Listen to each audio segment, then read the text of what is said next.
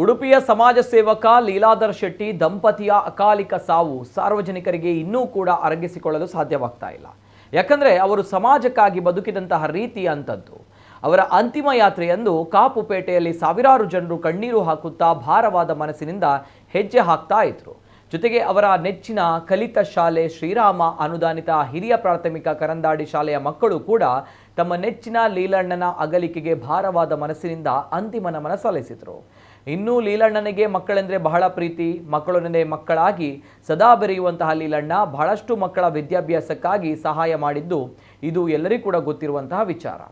ಇನ್ನು ಮಕ್ಕಳ ಜೊತೆಗೆ ಮಕ್ಕಳಾಗಿ ನೃತ್ಯ ಮಾಡ್ತಾ ಇರುವಂತಹ ಈ ದೃಶ್ಯ ಆ ಹಳೆಯ ದಿನಗಳನ್ನು ನೆನಪು ಮಾಡಿಸಿಕೊಳ್ಳುತ್ತೆ. ಮಾತ್ರವಲ್ಲ, ಬಹಳಷ್ಟು ದುಃಖವನ್ನು ತರಿಸುತ್ತೆ ಕೂಡ.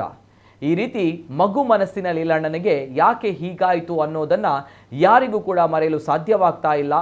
ತಾನು ಬರೆದಂತಹ ಡೆತ್ ನೋಟ್ನಲ್ಲಿಯೂ ಕೂಡ ಉಳಿದ ಹಣವನ್ನು ಬಡವರಿಗೆ ಮಕ್ಕಳಿಗೆ ನೀಡಿ ಎಂದು ಬರೆದಿದ್ದಾರೆ ಲೀಲಣ್ಣ.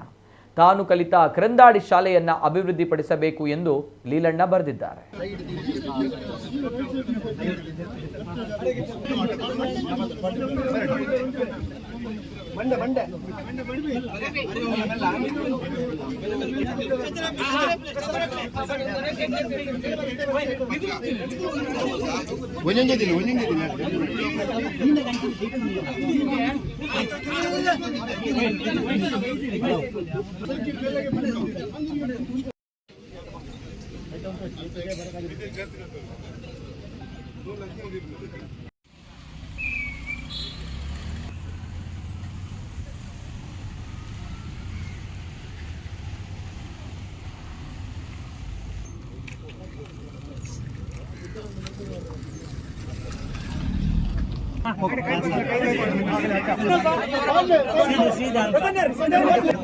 నిగులు మళ్ళకు లక్కలే వెళ్తూ జోకులు తూదు బరడించి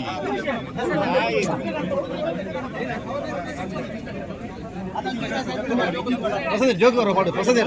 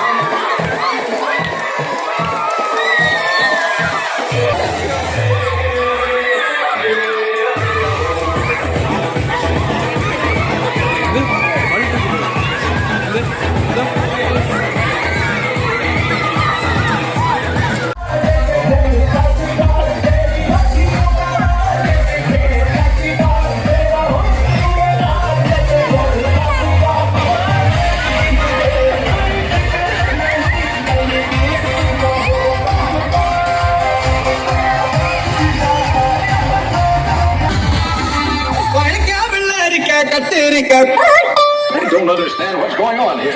2, 3.